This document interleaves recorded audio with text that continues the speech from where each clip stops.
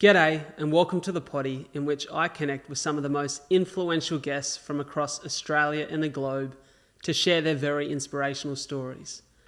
I was born with cystic fibrosis, a chronic illness in which I was told would most certainly ruin my life. But like many of the incredible humans that I have on this show, I'm on a mission to prove that we aren't defined by our circumstances, but rather how we choose to respond to them. I'm your host, the captain of the ship and the man in charge, Bradley J. Dryborough, and this is a lot to talk about.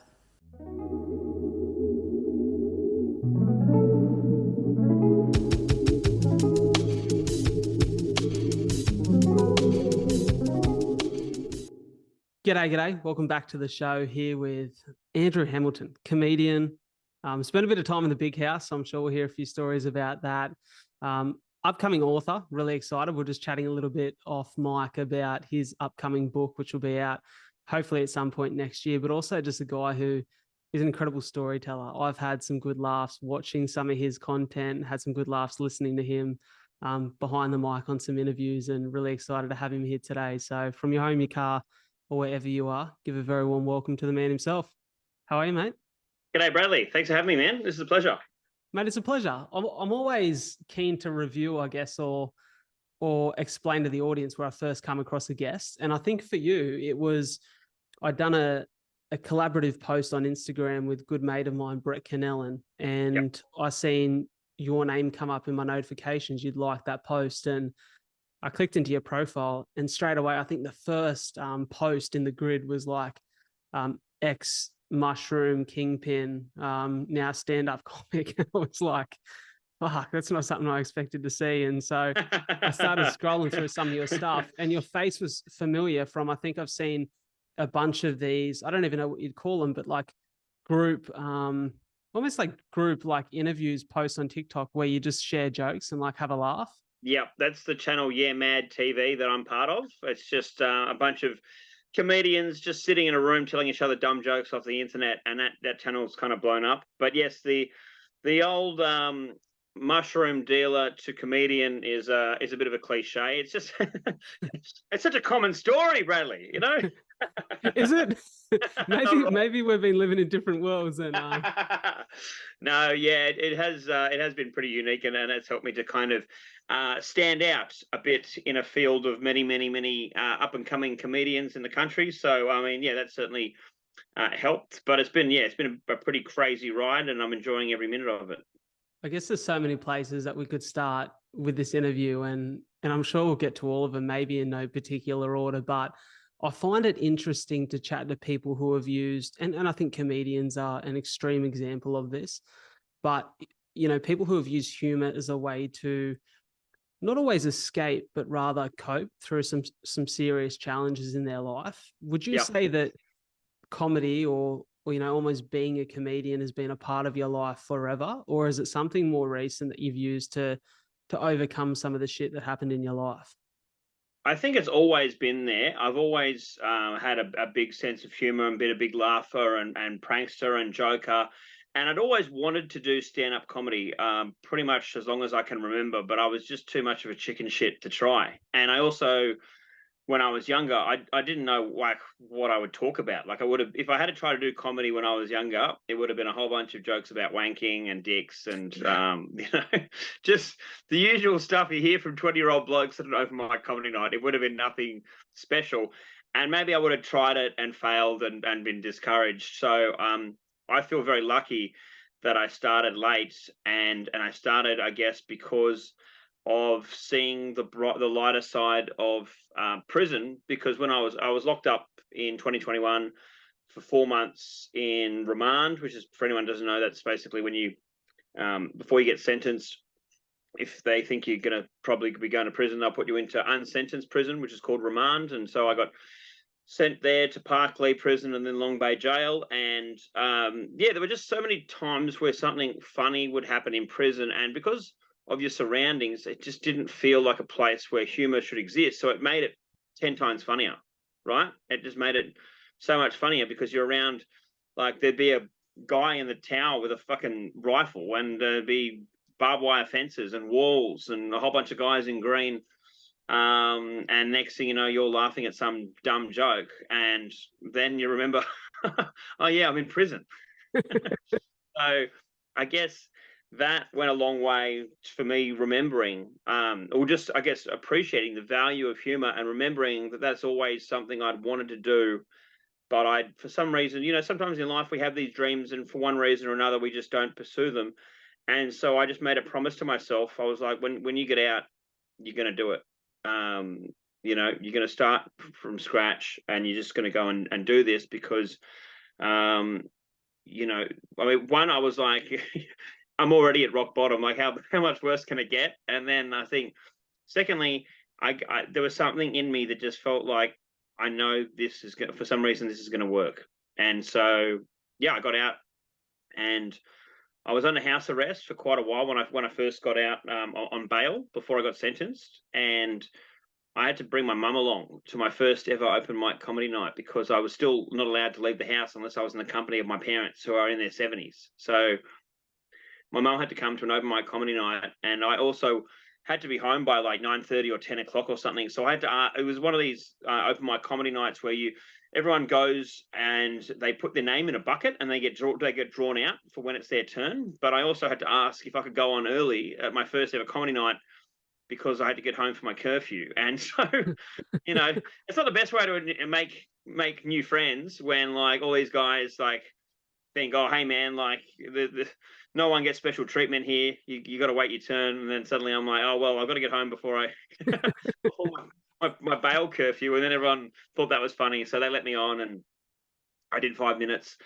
and that was my first time doing ever doing comedy. It was life changing. I was shitting myself the whole time, but I got the jokes out, I got some laughs, and then luckily soon after that, my bail conditions were relaxed, so I didn't have to bring my mum along anymore. But I still had a curfew, so I got guys got used to me coming to shows, but then having to go on in the first half, and they were really cool about that. So I found the comedy scene in Sydney to be so supporting and embracing of my background and what I was trying to do.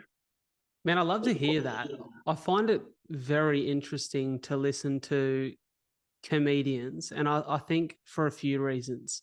I think because it takes actually stripping your ego to be able to get on stage in the first place. Like I would say that in many professions, it allows you to stroke your ego by the way in which you control it. But comedy is one of those things in which you really have to give up and cede control every time you step on stage because you do not know how it's going to be received.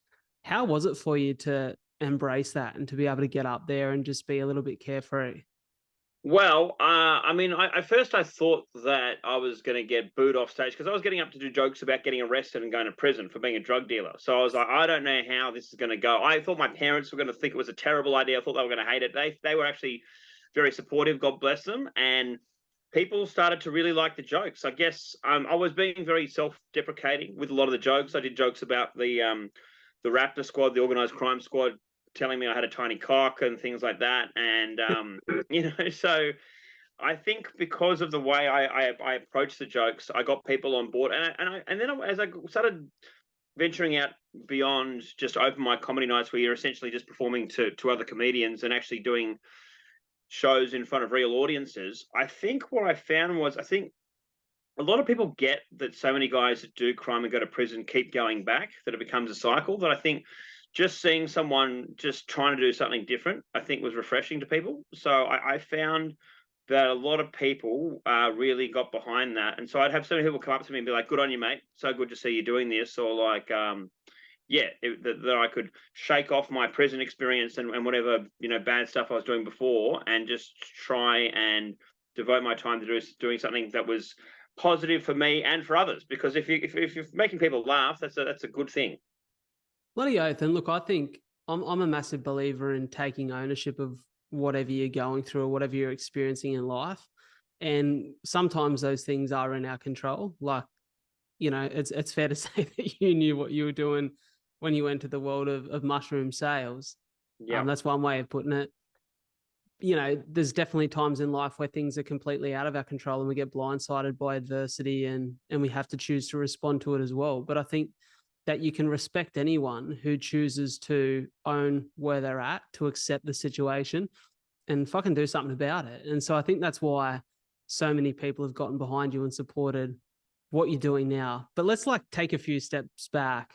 Sure. I guess to talk about when you hear about drug dealers who get put in the big house and get taken down, usually they're stories of cocaine dealers, ice dealers, heroin dealers, and they tend to be the big drug stories in Australia. Those really destructive drugs that we often hear about that I would say have a really visual effect on the people who take them and use them and abuse them. You know, it's pretty easy to pick out a heroin or ice addict and you can see how damaging it is. But mushrooms is one of those funny things that is often a part of the joke. Like it's, you know, and I think you mentioned in one of your interviews, it would have been the Gary Jubilant one from memory, that it was quite funny to a lot of other people who were in prison that you'd found yourself there Yeah. as a mushroom dealer. Yeah. Talk to me about Well, how I you got mean, into that.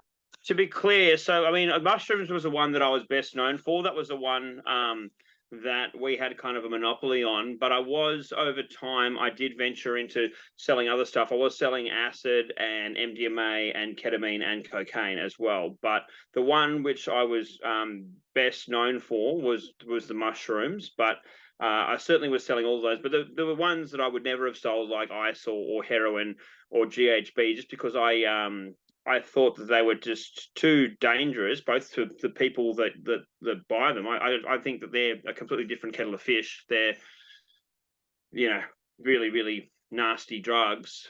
And I also I was just trying to enable people to have functional, fun drug experiences at music festivals and parties and things that I enjoyed doing myself. That was kind of how I put it into a bucket.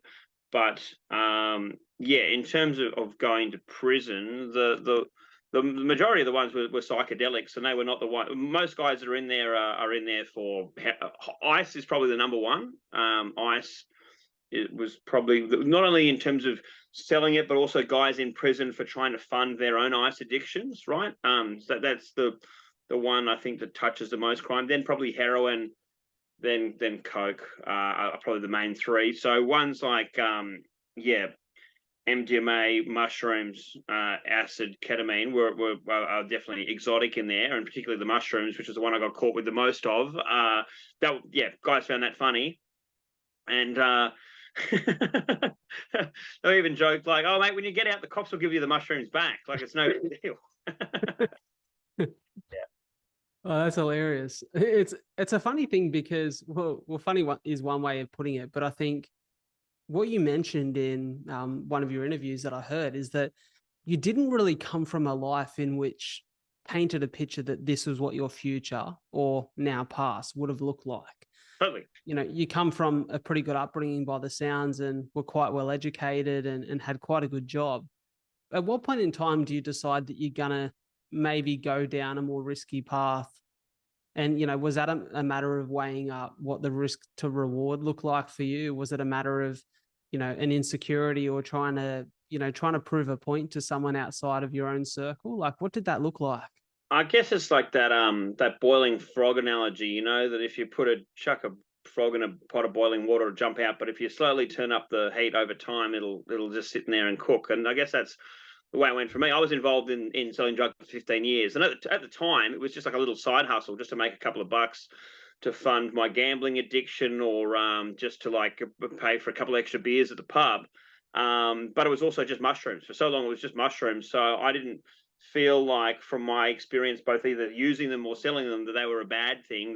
I didn't think that they were inherently evil, and the laws didn't really make sense to me. So I was just like, you know, whatever. I'm not going to particularly obey that law. But it also didn't feel like it was the mushrooms were high on any police radars. So I considered it to be pretty low risk, and I was only really selling to like friends and friends of friends. So it seemed like a really a low risk, high reward kind of thing that over time just got bigger and bigger. But you're right. I mean, I went to a private school. My parents sent me to a private school for high school, and I went to a university, and then I was working a job in public relations, which I was very good at for a long time. And at the same time, I was just selling mushrooms because I guess, I mean, the money was obviously a big draw card, but then also I knew how good they were. I knew I had such a good time on mushrooms, and I liked to be able to facilitate that fun for other people. I liked to be the guy, the hookup, right? And so that itself is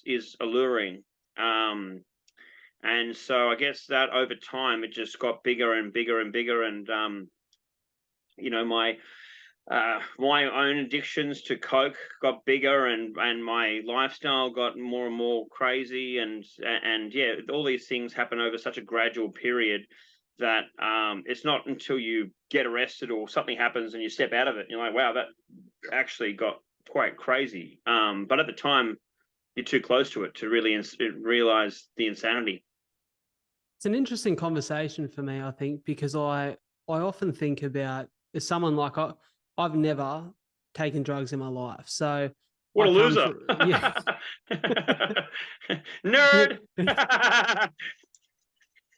Right, it's such a cliche though, isn't it? That like that's like goody two shoes. Fuck, that's so funny. It's,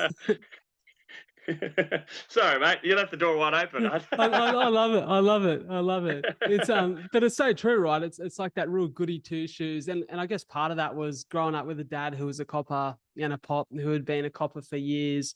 I think the other part of it is like having like a health condition like cystic fibrosis. I took 50 tablets a day, so I was like, Yeah, fuck, I do so much to keep this in check. Like I'm not going to do anything to risk it.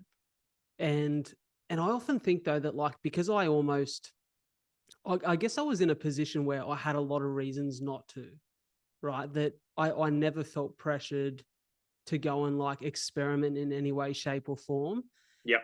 But I know so many people who did. I would say it's actually more common, I would think, for people to experiment with drugs than it is for them not to, especially in their early teens, or sorry, late teens, early 20s. Like I'd say it's a pretty common thing. Yep. But then I think about the cost of it. So we talk about how for you on the outside, you looked at mushrooms as a way to have a bit of fun, and then you looked at selling mushrooms as a way to facilitate a bit of fun. And I think that on one end, you know that it's wrong, and you might question, and is the law right in this case? You know, Gary talks about that a lot now. And, you know, we've spoken about Gary a little bit on and off the pod because we've had recent connections with him. He speaks about his experience being a copper and then the experience of being criminally charged, and how the law isn't so black and white anymore. There's that gray area. So I guess Yep. for you looked at that as it fits in the gray area. But then I wonder after time, the fact that you're compromising somewhat on what you think may be morally correct then allows you to make more compromises as time goes on. And all of a sudden you're sucked into this vortex of, oh, now I've gone a little bit too far. And maybe I guess, maybe I haven't been true to my own ethos about life.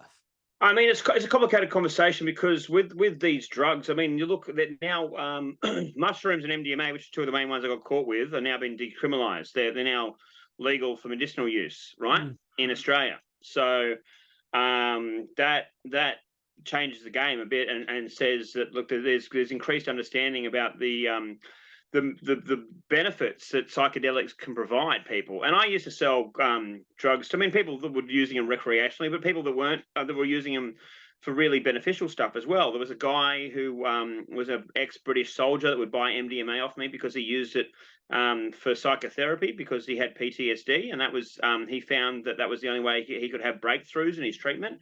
There were people that would buy mushrooms off me and go and have like life-changing experiences. They go out into nature and they'd have some kind of epiphany that would lead them on to whatever career choice or whatever they were, or a decision on their relationships, all kinds of amazing things. And I'm like, this does not marry up with like with the laws that we have in this country, right? My experiences. So I guess that helped me to justify what I was doing in my head, because I was like, the laws don't match what I'm seeing in the world. And yeah. I fully get what you're saying there. And I think it's interesting if you look now with, obviously with hindsight's this beautiful thing because you can look back on an experience and make a judgment call at a later date. But at what point in time do you think that what you morally believe to be right and wrong now, like that line was crossed? was it your own personal use of something like cocaine which got out of control, or was it Yeah, I something mean else? that definitely. I mean, there's a couple of things there. I mean, one, I essentially was so arrogant that I said the law doesn't make sense to me. I'm going to break it, right? So that's one thing. I don't. No one has the right to just go and do that just because they disagree with the law. But that was like my rationale at the time. I think that yeah, over time, the fact that I had all these drugs around. The one that really screwed me was cocaine. I could have the other ones around, and I didn't need to have them all the time. But coke, I was just smashing it 24/7. I was just I was fat and unhealthy and couldn't get an erection, and I was just a mess of a man. And and it takes Obviously, that's why the copper who fucking arrested you yeah, he said hit I got a really hit tiny you where it cock. hurts. Yeah. He wasn't wrong. So those kind. It was a bit of a mess, and then I also like it does take a toll on your soul being a drug dealer or any kind of criminal when you're constantly having to lie to you got to have this whole list of lies you're saying all the time just in terms of where you are and who you're with and where your money comes from and all this kind of stuff, which I found over time became quite a burden on my soul. And so, yeah, it definitely was something which now that I'm out of it, I just feel light as a feather. Now I always tell people I'm a broke comedian living with my parents, and I'm happier than I've ever been in my life, right? Because yeah, I just had gone down this messy path, and look, I think perhaps in years to come, we'll see what happens with those other drugs. I don't think that they're inherently evil. I think that I think addiction is evil, and I think that people with drug problems, I think it should be treated as a health issue, not a criminal issue. And I think you see what they're happening in Canberra at the moment. They're changing the laws for small amounts of drugs, including cocaine and whatever, to be just changed to a fine instead of anyone having to go to court. And so we're seeing this shift in attitudes about drugs. And so it'll be really interesting to see where that goes over the next couple of decades in Australia and in the world.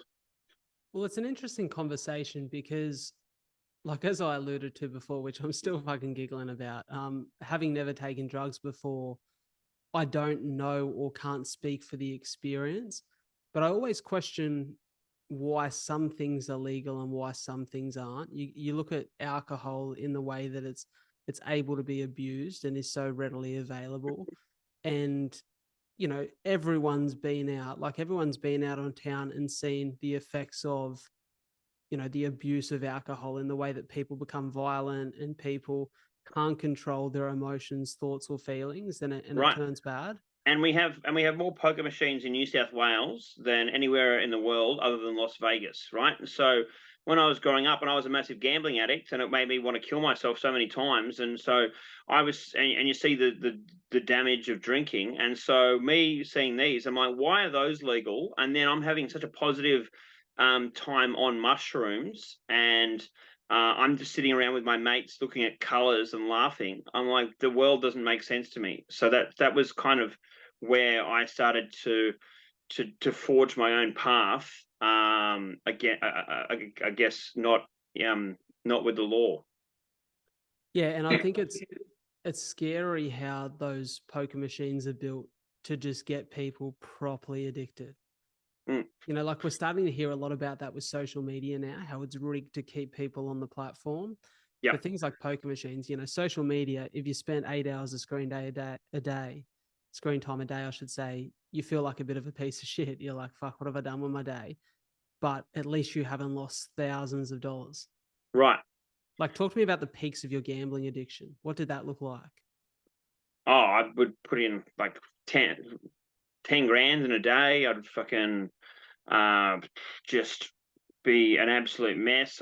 There were times where I could only afford to pay my rent if someone came by to buy some drugs, and so it was like selling drugs at some points was the only thing that kept digging me out of the hole. And so at that point, yeah, I that was when I kept thinking, well, the laws don't make sense because the thing that's really fucking me here is legal drugs, is alcohol and gambling, and it's on every street corner. And we have such a culture of gambling in Australia where you go to the pub with your mates and then it's like, oh, I'll have a cheeky slap. But like that is so dangerous for so many guys. It is a real vortex for so many Aussie dudes. Like I talk to a lot of my mates who have probably come through the other side of that now. Like I'm 27 Mm. and I feel like there's a massive shift or has been in the last 2 years where a lot of my mates really don't drink anymore. Like maybe every now and then they'll go out on occasion. And I can't drink because I've got liver disease, but I've got nothing against people going out and having a couple of beers or, enjoying a wine with dinner or whatever it is. But I think at some point you've got to take some real ownership as to what you can handle. Yeah. And I think that tends to be the challenge for people is like accepting that these things, if you have enough of it, you will not have the fucking control or autonomy over your body anymore. Like it gets to a point where it's really detrimental. Right. So we go to pubs and you have a few beers, and then we have these poker machines, and it's like you're like a moth to a light, right? Mm. And they just don't have that in like in America, other than Vegas. If you try to gamble, people at a pub or something like that, people would think you're weird. And in London, places like that, like they have these mini casinos, these fruit machines, but they're completely separated from the pubs, and there's no alcohol in them. Like, so we've just created this system with these awful machines and alcohol, and they're everywhere. And we, on top of that, New South Wales have like the highest gambling spins, $10 a spin, which is worse than pretty much every other state in the country. And it's destroying lives. Guys kill themselves. Guys commit crimes. It's absolutely fucked. So that was the kind of contempt I had for New South Wales laws. I was like, fuck you guys, your laws suck. Fuck them. I'm just gonna do whatever I think is right.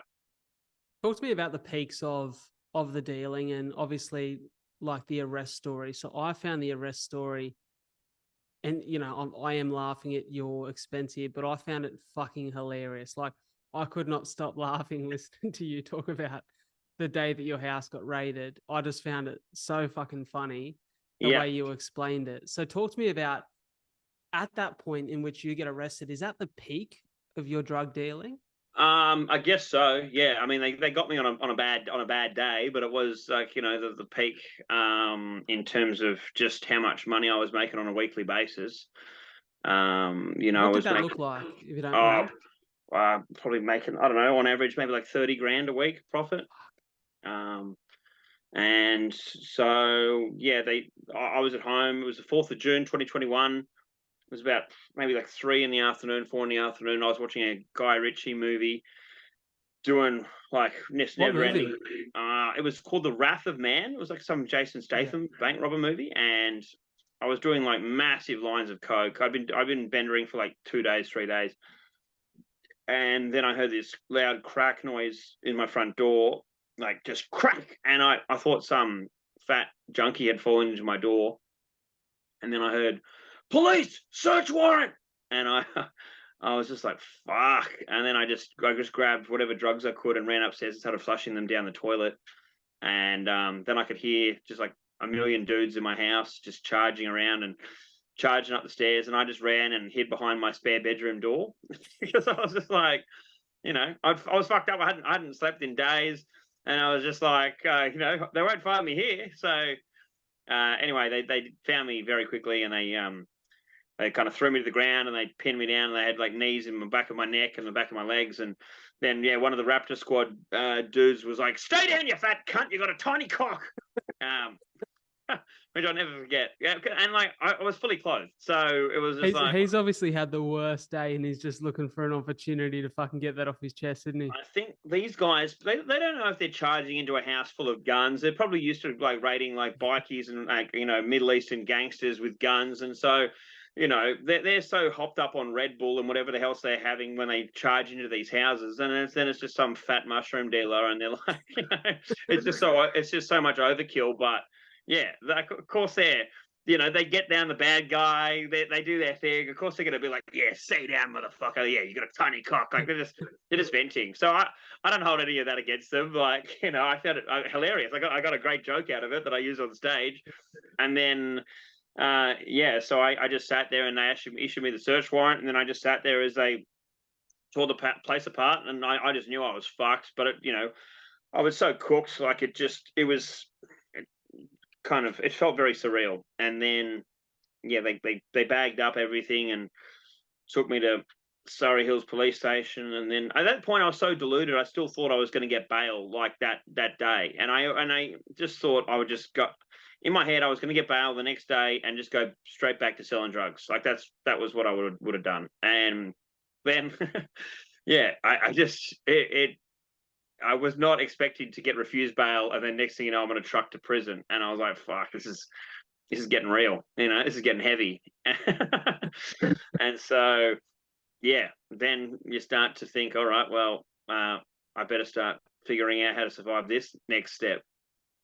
I think I heard this on Joe Rogan's podcast a while back, but he was speaking about that there's some sort of, let's call it, rule or theory or whatever it is, this thought that hitting rock bottom is sometimes the best thing that can happen to any of us, because not because of that old cliche that there's only one way to go, but rather sometimes when you're at the absolute rock bottom, it accelerates the growth because you realize how catastrophic the situation is. Like, it's the ultimate realization in that point in time that something has to change or your life's fucked. Yeah, Like, I do you mean, think that those months in prison were so important for you? yeah, absolutely. They changed my life. I don't think that they accelerated my growth. I think they completely started it, right? I think I was not growing as a person in any way other than my gut getting fatter. But being locked up completely changed my life because, firstly, it sobered me up and got me off drugs. And then I had been escaping down a rabbit hole of drugs for so many years. Whenever anything good or bad happened, I would use cocaine. And so to be feeling raw things again, and for it to be shitty feelings, weirdly actually felt good. To just be like, wow, this actually sucks. Like, this is a horrible feeling. And to feel it and to be like, wow, this is so raw, this is so real, this is horrible. I need to do something about this. Was pretty was a turning point. And so, yeah, I mean, I have a podcast where I talk to people all the time about that exact point, is that crisis points sometimes are a changing point for people, that if they didn't have that crisis point, they may not ever change things at all. And I believe that for myself.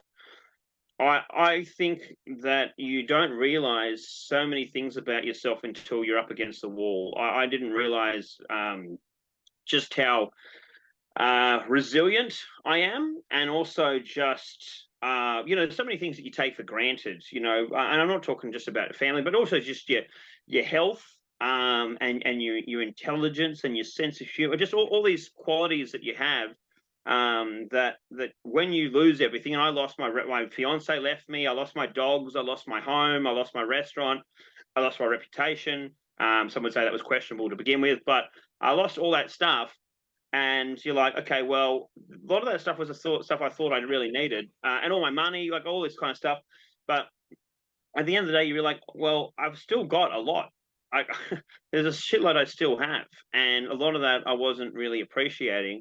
And so when you're left, when you're basically buck naked with nothing but your mind and your body, you're like, well, let's get back to work. Let's use this fucking machine that God gave us, right, and figure out what to do next. And so I just started to think within myself, well, if I could redo my life, if I could start from scratch, do it all over from the start, what would I do? And the number one answer by far was stand-up comedy. And so that made it obvious. That made it easy. It was like, well, this was the realization I needed to have a long time ago, but we're having it now. Let's start writing jokes. And then as soon as I got out, I signed up for a stand-up comedy competition, and I started doing open mics. And I've been doing stand-up comedy pretty much every night, well, about 5 nights a week ever since. And that has completely changed my life, and also who I am as a person. Mate, I love to hear that. It's fucking so inspiring, because I think that for so many people, in fact, I don't think it, I know it, for so many people, we all have these incredible little talents. And for some of us, it's like yourself, it's humor. For some of us, it might be the ability or the knack to tell a story. For others, it might be an athletic ability, something that's linked to their intelligence, or something musical. It may be a number of different things. But we often go through life and we have this belief, which is so not true, that there is no reason or right that we have to express that ability with the world. And I'm Yeah. not saying that everyone has to go out and be the next fucking Zach Bryan or Taylor Swift, or that everyone has to star in a Hollywood movie or try to do that. But what I'm suggesting is that you should have some things in your life that you enjoy doing for no other reason. It doesn't have to be a career, but for no other reason than it's something that brings a little bit of joy or meaning to your life. Absolutely. But I question all the time, right? It's easy for me to be doing what I'm doing now and chatting to people and connecting over conversations and telling stories, because I've experienced the other extreme when my health at points in time has been taken away from me. And I've realized that life's bloody short. Yeah. So don't waste it. You've Yeah. experienced what the inside of a cell is like and what rock bottom looks like. So you've got this motivation, this drive to go, well, I'm going to go do something that I really want to do with my life, or at least give it the best crack. Know that I've left everything out there and trying to achieve something that's meaningful to me. But Yeah. why do you think that so many people go through life and never do something for them? Mate, I talk about this with a lot of people all the time. Some people, unfortunately, need it to go to shit for them to really have a turning point. Sometimes people will just get to 80 and they'll have had a comfortable life, right? But an unremarkable life where they never really pursued their dreams, and they'll look back and they'll be disappointed and it'll be rather hollow. And the reality is, if shit just had to hit the fan for them, maybe they would have, their survival instincts would have kicked in, and maybe they would have done something daring. They would have done something amazing. So yeah, I hope that people can have that realization and have that turning point without it, without the crisis point. But sometimes that seems to be the only way for it to come out. So I mean, how do you say to someone, what you should do is really fuck up your life? You know? Go and do that, and then it'll all come good. Like, I don't, you know, how do you coach that? I don't know, is the answer. Or you can tell people is, this is my story, and maybe you need to think about, well, if you were told that you were going to be dead in a year, right? What would you want to do with that time? And if you can really, if you can believe, if you can convince yourself that that statement is true, and then you ask yourself that, and then you'll have an answer somewhere in you. You'll have an answer about what you want to do with your time, and then ask yourself, am I doing that? Because if I'm not, why aren't I? Because as you said before, life is short, and if you're not doing the things which your soul really wants to do, you're wasting fucking time. So well said. It's interesting because I think about what you said just before, where you spoke about the fact that in jail so much is stripped from you, that it's really just yourself and your mind and your thoughts, and you have to work with that. I just think that so often we go through life so distracted.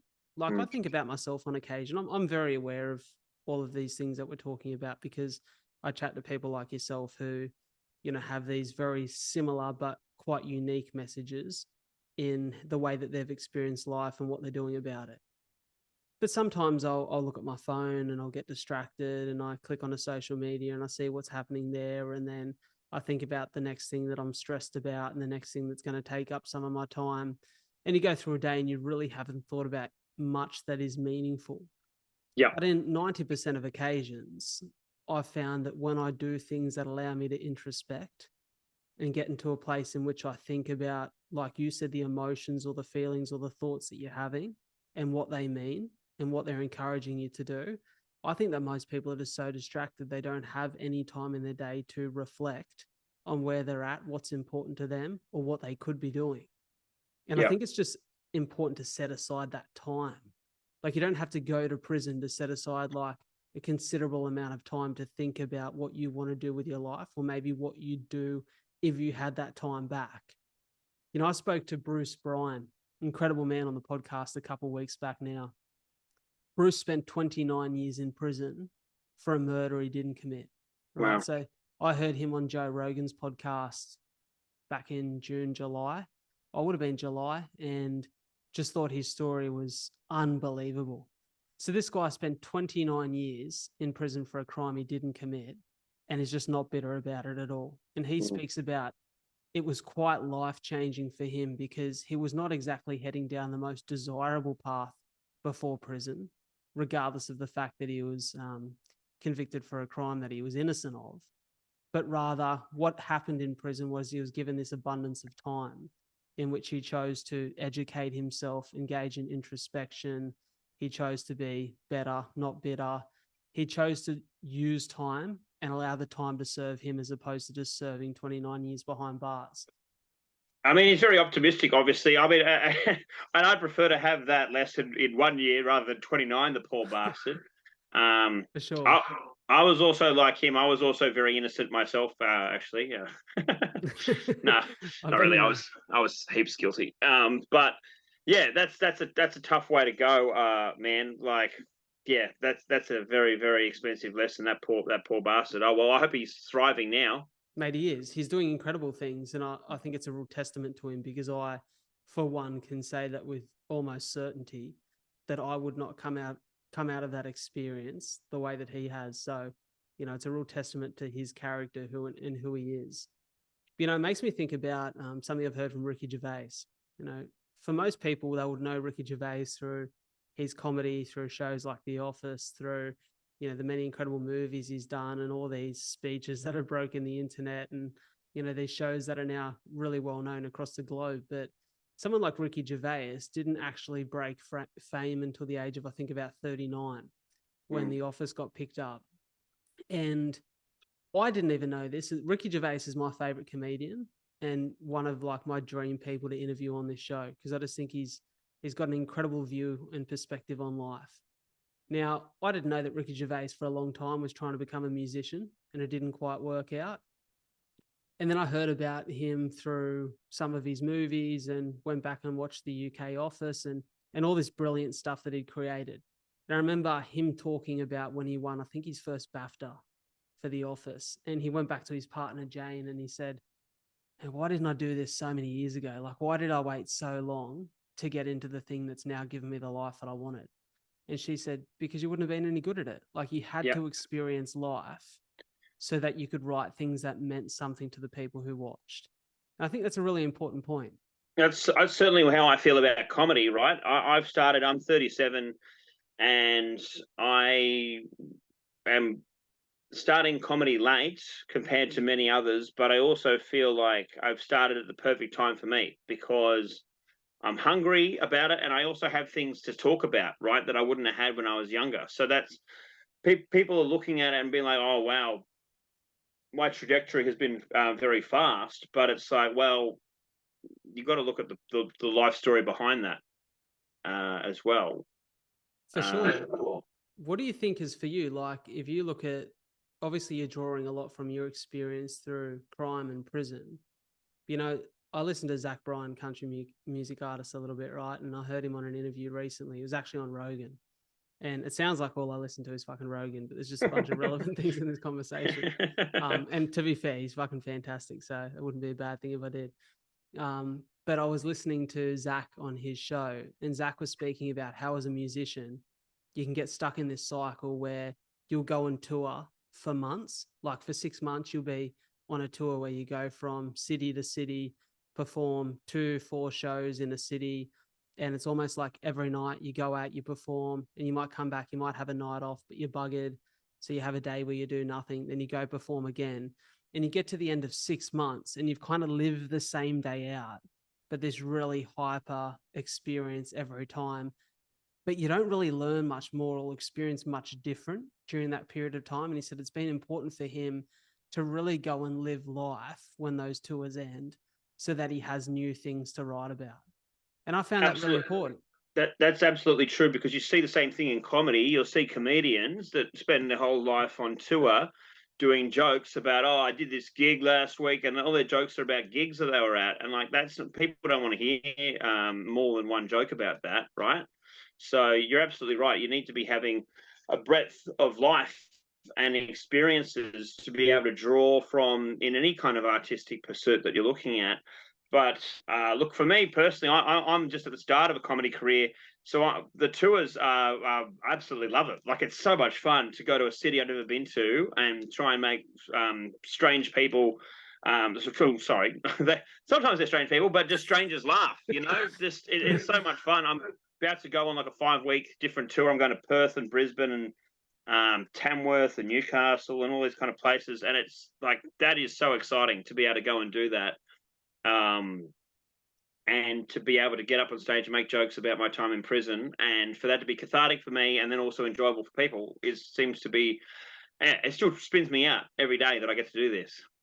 I'd be interested to hear about your thoughts post-tour as to whether people in different areas throughout Australia have different senses of humour. They definitely do.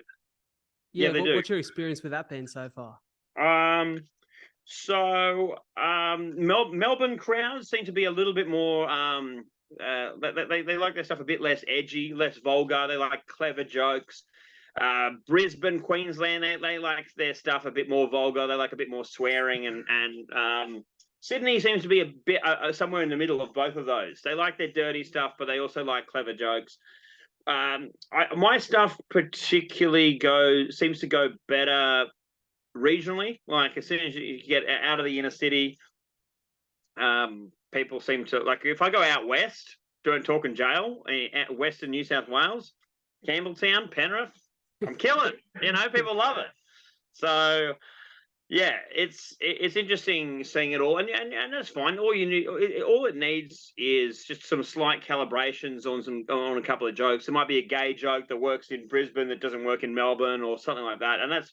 You pick these all up over time, these nuances, and that's part of the craft over time, is just understanding all these things from where you're playing to even the size of the crowd, the demographic of the audience, where you are on a lineup. You might do slightly different jokes if you're starting the show or in the middle or the end. So all these kind of things are just part of the journey of learning how to make comedy work that I love doing. I'm a student of it now. Yeah, I love to hear that. I have to ask, as a comedian in 2023, how do you feel about cancel culture? Do you feel like you're watching over your shoulder, or do you just not give a fuck? Look, I don't think I think it's overblown, the existence of it, really, because comics that go around saying things like, "Oh, you can't say anything anymore." It's like, no, mate, you just can't say a shit joke. If the joke's clever enough, you can say whatever you want. I'm on stage talking about glorifying myself as a drug dealer, and I'm not getting yanked off stage. So I don't buy into this whole PC woke nonsense that you can't say anything anymore. It's like, no, there's just an expectation that you'll write a clever joke. People will appreciate it as long as it's clever and you're not punching down. I would tend to think that the people who are most offended by jokes in the first place are the people who aren't there experiencing it live and have seen something out of context on social media anyways. That's definitely true. Yeah, that definitely is true. But you do see sometimes people come to comedy shows and then leave like 10 minutes into the show because they're offended by whatever. There's a hilarious girl that does comedy in Sydney who I saw do a show. We were in King's Cross recently at a comedy club in King's Cross, and she was doing jokes about being a sex worker, and two old people got up and left. And I was just like, firstly, it's a comedy show. It's 8:30 p.m. And it's in King's Cross. But also, like, why? What do you think comedy is? Like, it's a lineup show with 10 different comedians. If you didn't like a comedian, they're going to be over. It's going to be over in 10 minutes anyway. So just sit tight.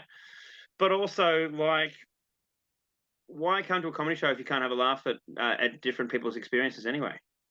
Well, that's the thing, isn't it? And I think when you sign up for that, you have to expect that, when you're paying, it's like you're paying for the fact that you're not sure what's going to come on the other side of that ticket, but you have to be okay with it. You've paid for it. You're there. Not everyone's going to be to your taste, to your sense of humor, but that's okay. Totally, you would think that you would think that in theory, but then you still see people have those kind of reactions, and that's okay. They don't have to stay, but it's weird if it's like 15 minutes into a show, and then you're already too shocked by the entire show. So, yeah. But in terms of cancel culture, look, I think it should be there that people. I think that there needs to be room for people to redeem themselves. I think that people need to suffer the consequences if they've been found to have perpetrated some pretty awful behaviour. But in terms of just what they're saying on stage, I think that that's overblown in terms of people getting cancelled or stopped by the content of what they're saying. I don't really see that happening very often. And the people that seem to whinge about it seem to be the ones that aren't funny anyway. Yeah, I think that's a fair assessment. The one thing that I found very interesting is obviously doing the podcast. I'm used to having long form conversations. So I had recently an experience. I've been very lucky that up until this point, I've had 202 episodes of my podcast released, and I've had very little like average feedback. And I think average feedback's really important, because if you want to grow anything, you've got to expect to get to a point in which some people don't like it. So I think that's great. But I found it really funny. I had this recent experience where I put out a clip on TikTok from, Dylan and Friends, or Dylan Friends, the podcast down in Melbourne. Dylan Buckley, former AFL player. He's got a great pod. He'd be a really good interview for you. Yep. Yeah. So he does some awesome stuff down there, and I went on his show, and yeah. We done like a bit of a collab where he gave me the full episode to put on my platform. And so I thought I'll get some, like, I was a guest on that show, and I thought I'll get some clips and throw them up on TikTok and Insta. So I pulled about 10 clips from this interview, and they all done like really well. And I don't know what it is. I think it's maybe they were quite visually appealing clips because they had like a nice blue glow from his studio across them. So maybe they just stood out on TikTok, or maybe it was just a fluke. All these clips done really well, but particularly the last one got seen by a lot of people. Like I think 950,000 people seen this clip, right? Nice. And then what was the hate? What was the hate? So here's the funny thing. So I have cystic fibrosis. So when I talk about my story, a lot of people ask me about that. Now, I was talking about on this podcast a particular moment where I experienced my first lung bleed at 18. And at this point, I'd been told that if you're ever coughing up copious amounts of blood, you're internally bleeding and you could die. Get to the hospital immediately. So when I experienced that for the first time at 18, I was fucking terrified. And I was talking about the introspection and reflection that happens whilst you're going towards the hospital and you're questioning whether you're dying. And, thinking about life at 18, and there was supposed to be this wholesome message on the other side of it that, like, I learned this incredible lesson, which is a Confucius quote, that every man lives 2 lives. The second begins when he realizes he has just one. And I tell that story on stage. I tell that story when I go on a lot of podcasts, and it's very moving. But it's often very moving when it has the context of I have cystic fibrosis. The clip didn't. So the clip is just me talking about the first time I ever coughed up blood. And some of the comments, man, were fucking hilarious because as you can imagine, I'm thinking in my head, how did they get that? And then I'm like, oh, fuck, it doesn't even say that I had CF in the clip. So one of the comments was like, what a fucking sook, this cunt bit his tongue and thought he was dying. That's so good. So you're like, you got to laugh at it. But I think when you're making content, or when you're telling stories, or when you put yourself out there in any way, shape or form, in a way in which you hope you're going to connect with people, you have to be open to that, right? You can't take yourself too serious. Wait till he gets a nosebleed, the little baby. Like, it's like, context is key. And that's the problem with TikToks, man. Problem with TikToks is that you go for these, like, people have such a short attention span that you do these micro clips, and sometimes you don't add enough context, and they misinterpret, and then but at least it's good for the views, right? Oh, for sure. People commenting, saying, like, mocking you is still good. It's still good for the algorithm. There was some of the crackers that made me laugh where there was me, like, it was showing me and Dill, and one of the comments was like, these 2 guys look like they failed an audition for The Bug's Life. And I'm like, I don't know what that means, but fuck, it's hilarious. And then there was another one where I seen this kid, he would be like 14, and his profile picture was like him with a can of Foster's or something like that, or Tui's. And he was like, I coughed up blood 3 times last week, didn't care, just toughened up. Get over it, you can't. I was like, you got to laugh at it. You absolutely have to. I get so many comments on the dad joke series that I'm on Yeah Mad on YouTube, particularly because when I went to the Melbourne Comedy Festival earlier in the year, I spent like a month doing gigs and eating burgers and drinking beer. So I put on a bit of weight. I put on like 6 or 7 kilos. Then I shot another video, and then all the comments on YouTube were like, "Did Andrew eat Andrew? Like why did he get so fat so quick?" And it's just brutal. So I'm like, oh God, I've got not reading the YouTube comments again. Well, I'm going to potentially open myself up to scrutiny here, but it's worth sharing because I think it's funny. But my former career before the podcast was real estate. And, as a young guy in real estate, you're trying to do whatever Oh you man. can to separate yourself, Mm. right? Which means that you often put a target on your head. Now, when I started in real estate, there was I think I was probably like 21 at the time that I started to get a bunch of properties to sell and started to get some real opportunities. And I can see by the way that your mouth is smiling and eyes are moving, you got so much shit you want to say about real estate agents. But bear with me for a sec. So I started doing these property videos to sell properties, and I guess to the sellers they were quite appealing because it was I wouldn't say at the time it didn't feel corny, it felt quite classy, but maybe looking back a little bit I go, oh, some of those were a little bit corny. But one of them in particular, I had one of my mates who I'm still really good mates with to this day, is one of my best mates, really talented videographer, cinematographer, and he would make these videos for me, and they were edited up and shot really nice. But I guess my part to play, you've got this funny thing as a real estate agent where yes, you're trying to sell the house, but at the same time, you're trying to build a personal brand so that more people want you to sell their house.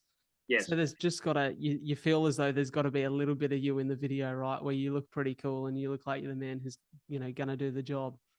And so there was one particular video where I had this house to sell, and I was gonna wait until the new year to sell it. We're just about to go on a Christmas break, so we shot the video. But then, like 2 days before Chrissy, I had these two couples who I knew would like it. I took them through, ended up getting the house sold just before Christmas. So in the new year, we, instead of putting the video out as this house is for sale, we thought, well, let's promote the product so that people in the area know that I've sold it and maybe more listings will come from it. But we'll just put a thing at the end to say that it's sold. So this video went out online, right? And I'm at my barber's getting a haircut like a week later. And he goes, holy fuck, did you see you were on Brown Cardigan? And I'm like, what? Uh, I'm like, what do you mean? Right. And he goes, you're on fucking Brown Cardigan's Twitter. They were roasting the fuck out of one of your videos. And I'm like, you've got to be taking the piss. What would Brown Cardigan want to do with me? And he sent me the link. And man, the comments were hilarious. So they took this video, and one of the comments I can't not laugh about it, was like, we're in like a cafe to start the video, local cafe. And someone was like, have a go at fucking Gino sipping a skinny latte, talking about a house that we can't buy over sick beats. I was like, you got to giggle, man. But like, I got ripped to fucking shreds on Brown Cardigan for it. But you can't take yourself too seriously were because they it'll also fucking get to you. were they mocking just the video in its entirety, or the fact that you also put it out when the property was already sold? What was it Yeah. like? One of them was like, cheers, champ. That's a house we can't even fucking buy. What a Yeah, waste of time. yeah. You wasted our goddamn time. Yeah. Well, look, man. I mean, I understand why real estate agents do it, but also, they are. You can understand why people would want to tear these cringy videos to shreds because, yeah, you're right. Most of the time, it does look like the real estate agent is trying to do it more for themselves than to sell their house. 100%. 100%. And so it's funny looking back. And I think as a young man in your early 20s, probably with a bunch of insecurities and trying to make yourself seem more important than you seem to feel at the time, you become an easy target for criticism. But it's funny. That's hindsight, isn't Well, I'm glad to see that you've recovered from being a real estate agent, mate. it? It's funny. It's one of those gigs that it takes more from you than it gave to me. Anyways, Yeah. Matt, I'm interested. We spoke a little bit before off mic about the fact that you're writing a book. I Yes. found that for me personally, writing's been, let's say, quite therapeutic. Like, I like it. I think it's a really good way of, for me, disengaging from a bunch of distractions and engaging in something that allows me to reflect on my story, to take some real actionable insight from my own experience, and to think about the way in which I want to not only share my story, but then move forward into the future. What has the experience of writing been like for you? So I wrote about 70,000 words when I first got out of prison, when I was in a house arrest. Just, I guess, because I felt like there was a story there, but I also just felt like it would be quite cathartic just to write. And so I'd read this book by Stephen King called On Writing, and in that book it recommended just trying to start by writing 1,000 words a day. So I did that, and I found that quite a manageable amount to do, because on a hard day I could get 1,000 out. On a good day I could smash that out, and then I felt like I had momentum. I would always stop at 1,000, even if I felt like I could write 2 or 3,000, just because I felt like just having another day of it marinating in my head. Then the next day I could attack it again. And so yeah, then I ended up with 70,000 words, but I stopped because I felt like I only had half a story. I had the time of me in drugs and then me getting arrested and going to prison, but I had no kind of redemption or rehabilitation point to the story. And so I was like, right, well, I need to kind of park this while I go out and do some living. And so that was when I started doing stand-up comedy. When I parked the book, and so now I feel like after the journey I've had with comedy and me going to like the Melbourne Comedy Festival earlier in the year and being nominated for Best Newcomer, that feels like the finish of a story to me. So yeah, I'm now in the middle of just trying to figure out how to finish the book. So I've got these words. I need to go back and cull that and continue to write the story, and then hopefully I've got something which people find to be a good read. I've got no doubt at all, man. I know it's something that's going to make me laugh and also make me think a little deeper about life. I have to ask, looking back now from where you sit today, what's been the biggest lesson for you from all of this? Like, if you could go back and teach yourself just one thing that you knew now, and the old cliche is that I don't regret anything because it's made me the man I am. And I believe that wholeheartedly. We all have to experience things to become the humans that we're going to be. Um, but obviously, there's going to be some lessons that you've learned along the way. What would they be? Well, these are just two really basic ones, but it took me really until going to prison to fully appreciate them, was just how much of a different person I am with exercise and sunlight. That those two are so important for my sanity, and I so that now every day I have to exercise because it quietens my mind and helps me to focus, and then I have to get sun because yeah, I'd taken those two for granted for so long.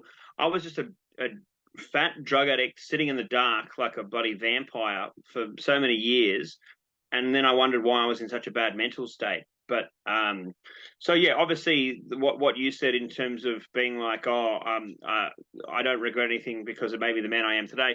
Totally true, but I also fully wish I had been doing both of the exercise and the sunlight from a lot early on, because yeah, they're things that you hear people talk about. You're like, oh, that seems obvious, but like, yeah, do it. I can't believe I'm just such a different person with those two in my life. And then I think, what else? I guess I could have come out of prison being quite bitter at like friends that I thought would be there that weren't.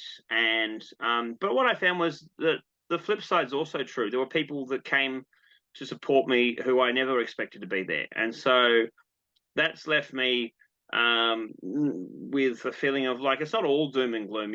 I'm not too cynical about it, because I'm like, yeah, some people let you down, but other people surprise you, and that's part of life.